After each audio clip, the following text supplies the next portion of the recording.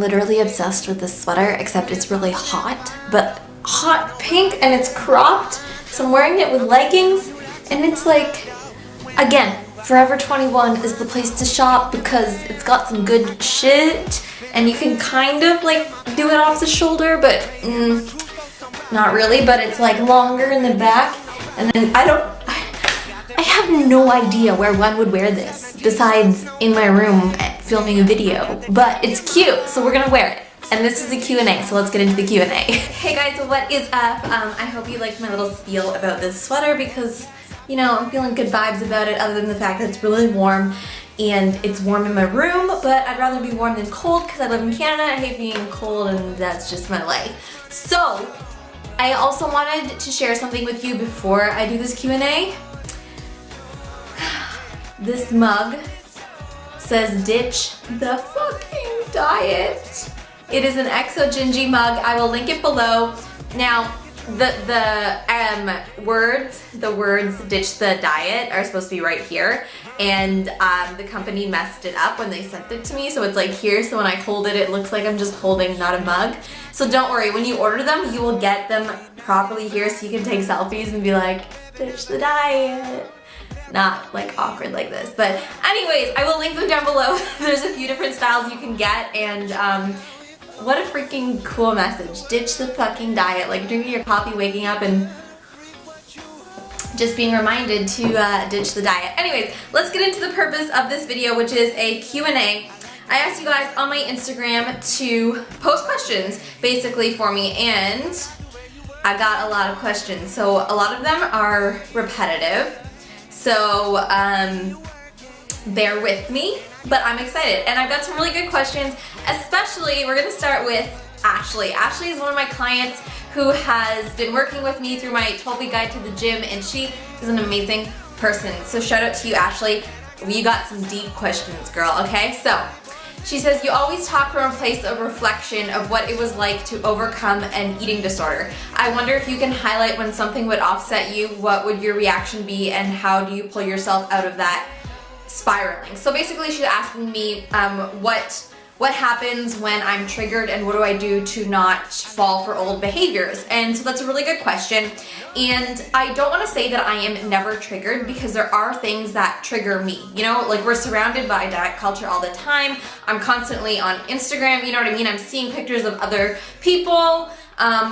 I'm seeing diets all over the place, so there are triggers everywhere, so it's not like I'm never triggered, it's the fact that I don't act on them. Going and noticing what my triggers are and knowing that it is a trigger and not acting on it, if that makes sense. So I'm able to recognize, like, if I'm having a bad body image day or something, I'm like, okay, is this about my body, or is this about something else? And 99.9% of the time it's about something else. For example, if I'm really stressed about like work or family or something going on, I tend to like just want to go right away to my body and start like, oh no, like I don't want to focus on the real problem. I'll focus on my body, but I can what's the word I'm looking for? I can recognize that and I'll be like, okay, no, like there's nothing, why am I putting all this stress and pressure and, you know, ruminating on this bad body image moment when really, okay, I'm just trying to deal with this other stressful situation. So that's when most eating disorders and negative body image problems occur, is we just reflect other problems onto ourselves because we don't want to deal with the real problem. So the best thing I've learned from it is to face the problems head on. And a true example of that relating to food is eating out at restaurants. Now that has been the last thing that I've really had to overcome for me, and what helped with that is literally heading the problem face on and eating out at restaurants. And that was something new to me when Eric and I started dating about almost 2 years now. Obviously you go on dates, you go to restaurants, and it was like new to me, so it was very like stressful, but slowly I became more comfortable with it and feeling like, okay, well, this fear was a little bit ridiculous. It was just a control thing. So that's how I pull myself out of it, is just positive self-talk. Sometimes if I'm really having a bad day, I also, when I'm really tired, I notice that I get hard on myself, or if I'm had a bad workout. I know that's awful for me to say, but it's just the truth. Like I didn't feel strong or something, then I'll start to like, well, what's the point, or blah, blah, blah. But I try to not fix the problem, but overcome the problem myself. But if I feel like it's going on for a long time, I'll talk to someone, especially Eric. He can freaking set you into the right mindset, that's for sure. This is another question coming from Ashley. I'm also interested to know what a normal day looks like for you, how you balance your time, what things you include to take care of yourself, routines, habits, etc. Great idea. So my mostly Monday to Friday routine is I wake up around 7 a.m.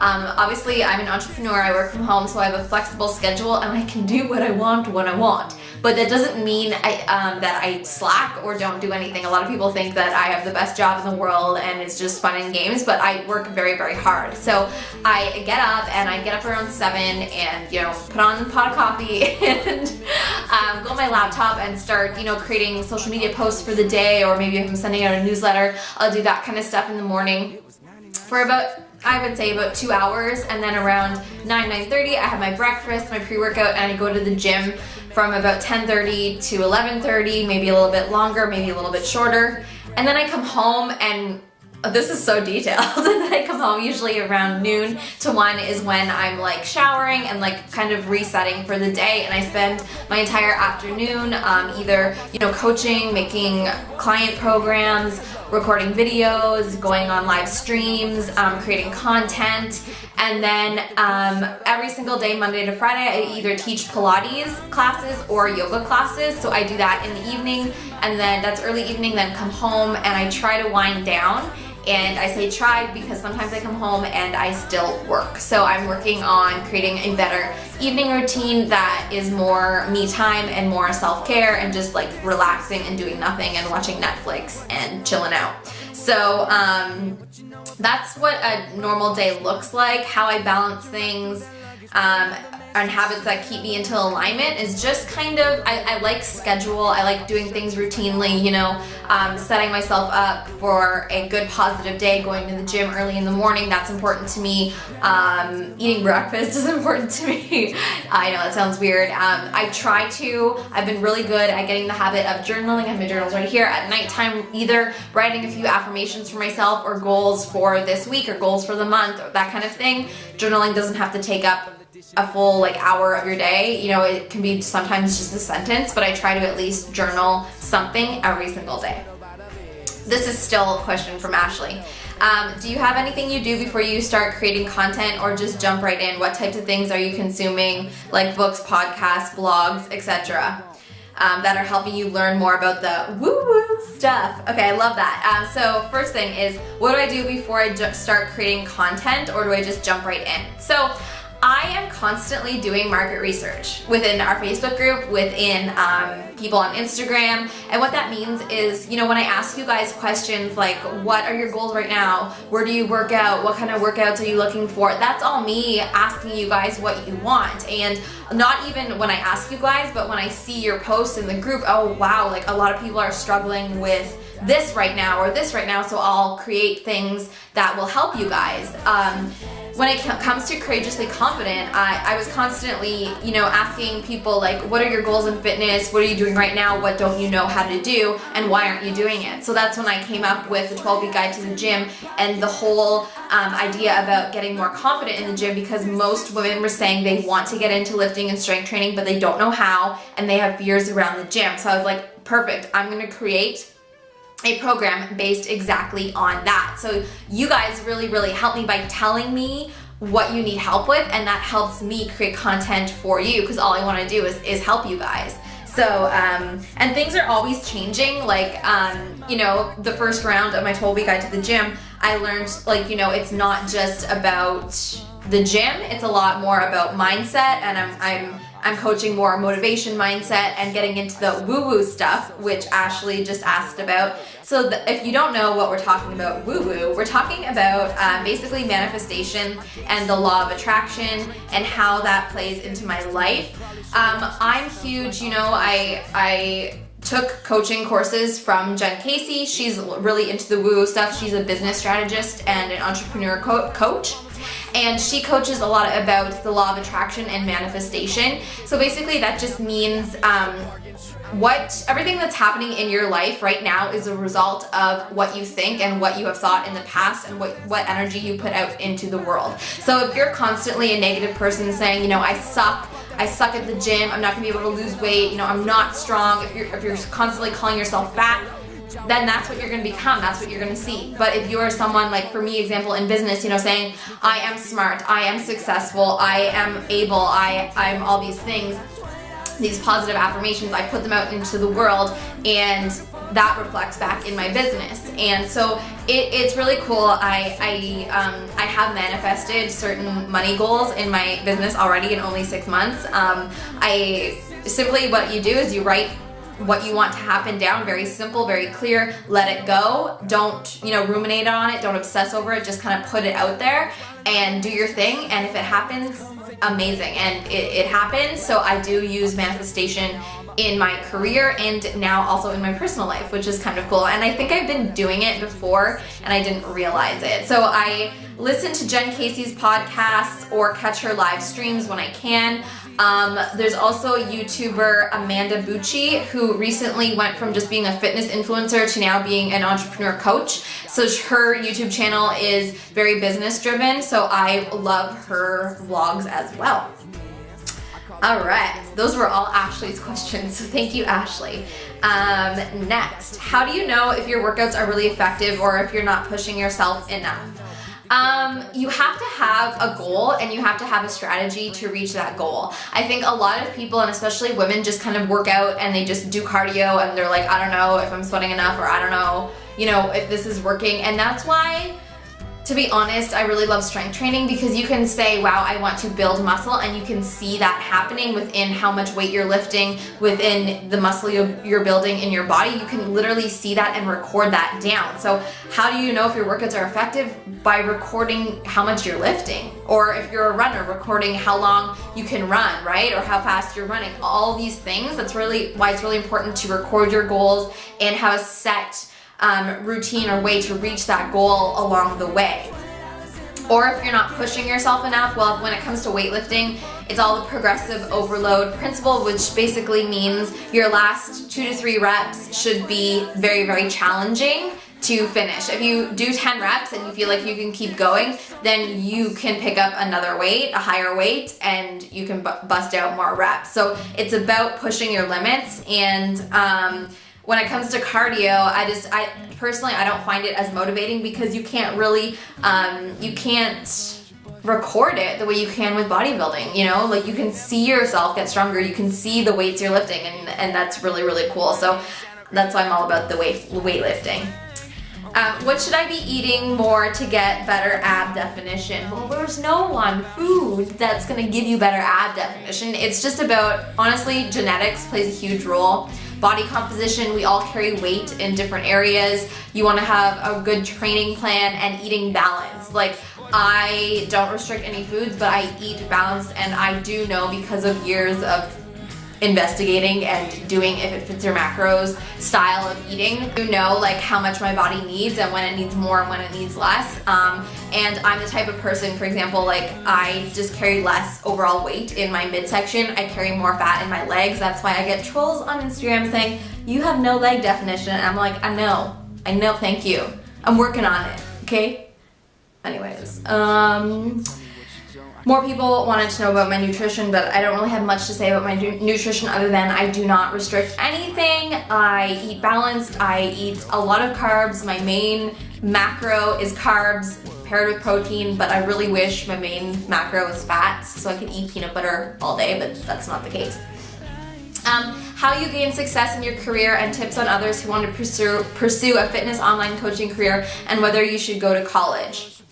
So basically, I had no idea I was gonna start my own business. I had no idea. I literally, I wasn't even thinking about it the night before I started it. It just happened. And I was gaining an audience and gaining followers for years without even knowing it on social media, on Instagram, sharing my personal story, and a lot of people started following me and relating to me, and I just thought it was cool. I just thought it was a fun hobby, a way for me to kind of journal, a way for me to express myself, and then I started kind of giving out advice, and people were asking for more, and all that happened. And I think to gain success in the fitness industry, especially online, it's very hard because like everyone is into fitness and there's a million people that can sell the same program, but you have to be very unique in your message and you have to stand out in a way that certain people are going to relate to you.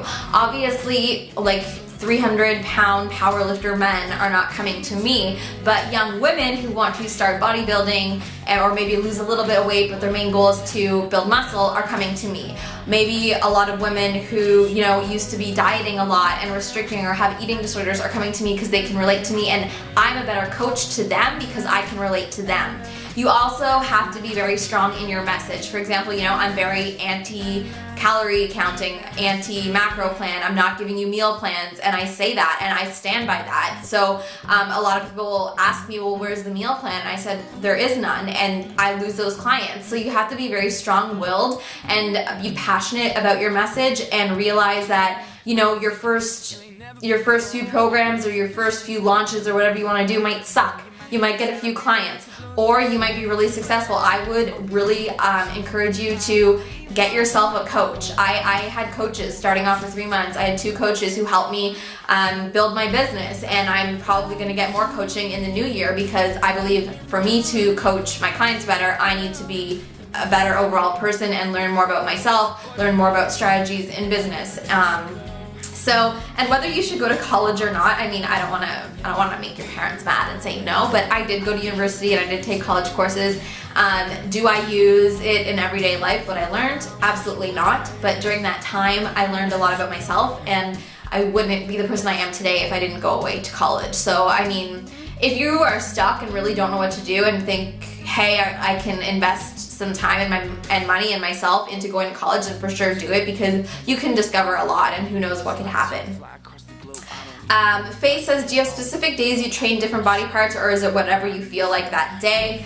I have a plan, but it's not like Monday this, Tuesday this, Wednesday this. As long as I hit my muscle groups at least once, if not, of course, twice a week. The way I train about 6 days a week. Rest day is whatever day it happens to fall on. I'm not like, I don't have a schedule like it has to be Monday, I'm training chest day, you know? It's just making sure I hit those muscle groups at least once, but it's definitely usually twice a week, the way I split my workouts up, which is very close to how I train my clients in Courageously Confident.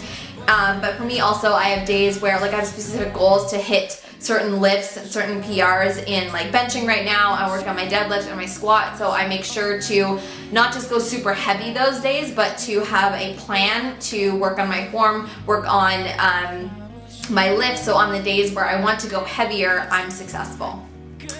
For ladies who work out, we tend to work out during our period. During that time, what are the best products to wear for a workout, and what do you use? Do you mean like tampons? Black leggings, because you never know what could happen. That's all I have to say is black leggings. What are your What are your opinions on physique competitions?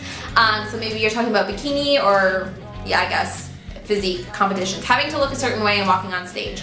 I think it's great if people do it and that's their thing and they love it. Then I think that's great. I know people personally who do it. I know my friend Bryce, who just turned 20, has done 2, and he's been very successful in them. I think that it's great, and I actually do enjoy watching some YouTubers who vlog about their experience, but you just need to be very aware, especially if you're young. On Instagram, everyone is a bikini competitor, right? And everyone's posting about it. But realize that their competition body is not reality. And I've had people send me pictures before of a girl the day before her competition saying, I want to look like this girl. And I'm like, well, first of all, I cannot guarantee how you're gonna look. I can give you the training for it, but do you not realize this is a day before her bikini competition, right? So just don't use these people and look at their bodies and compare yourself to them. I mean, I think there's nothing wrong with walking on stage, and it's like a sport, right? And if you do it in a healthy way, awesome, but just know that it's not sustainable. Do you ever have bad body image days? How do you get through them? Yes, I definitely do. I'm a human being. I have bad body image days. Like I said at the beginning, positive self-talk. If it's a really bad day, I'll maybe reach out to a friend, especially Eric. He's great. How many times do you train a week? 6 days a week. Your workout like more cardio or weights, heavy or light? Definitely weights. Bodybuilding is my workout style. Cardio is a tool. So I maybe do cardio once a week, maybe twice. Heavy or light, I would go heavy. I think when people say light, I think they're thinking like 5 pounds for everything. No, you go heavy to progressive overload. You make your muscles burn, you do 5 sets. I don't do any more than 8 reps, and 8 rep is hard for me, so that's what I do. How many calories do you eat? I do not know how many calories I eat. What is moderation? I'm sure it is different for everyone, but how do we decide the difference between an occasional treat and not fueling our bodies in a healthy way? Moderation is, like I did a live stream the other day in my Facebook group, which is linked below if you want to join. Not looking at food as good or bad, but looking at your whole diet and eating mostly really healthy, nutritious food, but also leaving room for the fun stuff. And moderation to me is going to McDonald's once a week. Moderation to me is eating foods that make me feel good and give me energy for my very active lifestyle. Moderation is not being on a diet or having to eat a certain amount of calories every single day. Moderation is just feeling good and eating foods that I love. Obviously, you know, we know what healthy food is, but because of diet culture, it's been all screwed up and we overcomplicate it. I want to know how long it takes to have abs, what did you do, and how to maintain. The whole ab thing, guys, like, I have a very strong core, and it's because I did years and I still teach Pilates. So Pilates is strict, like core.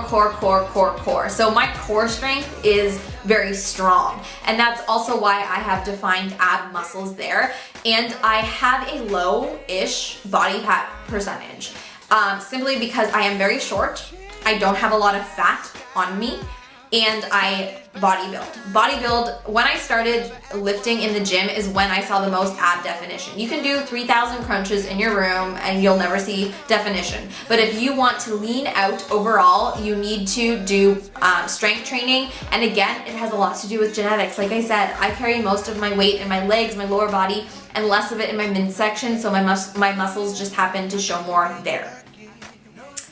I'd love to know about transitioning into heavier lifting without gaining extra weight with additional calories. Is it possible? That's a really good question, and yes, it is possible. Basically, it's like reverse dieting. That's how I did it, but not counting macros in that sense. Just mindfully eating more. I would suggest increasing your pre-workout and your post-workout portions of whatever you're eating, or add something to it. Because then your fuel is going towards your workouts and you're going to be able to be stronger in the gym and lifting more. You are going to gain weight. Like, you're most likely going to gain weight, and probably not many people are going to recognize it except for you. So don't base your progress off of the scale. The scale is going to say you went up a couple pounds, and that's probably because you're building muscle, right? So don't base that. You're also going to gain a little bit of fat. That just comes with the extra calories, because there's no perfect way to eat the enough amount of calories and build muscle at the exact same rate, right? You're gonna be, gaining a little bit of fat, and that's just coming along with it. The more you get into it, your body's gonna even out, and who cares? It's just fat. Like, it's just a little bit of fat. I've got fat in places, Stuck on an island, which 2 people would you want with you and why? This is our last question. I would want Eric with me, and probably no one else. Eric, and can I say my mom and dad? Those are the people I'm most close with. But I would want Eric with me because he's amazing. And yeah, this was a fun Q&A. I hope that I answered your questions to the best of my ability. And I'm gonna link everything down below if you want to join the fun in my Facebook group. I will link it down below, free Facebook group, all that fun stuff. And I did mention Courageously Confident, my workout program, which is a coaching program. I will also link it down below. I'm starting registration for the new year in January, in December. So very, very, very soon. Contact me if you are interested. Thank you guys so much for watching, and I'll see you in the next video. I'm about to bag it up. I like the way you work it. No diggity. I'm about to bag it up.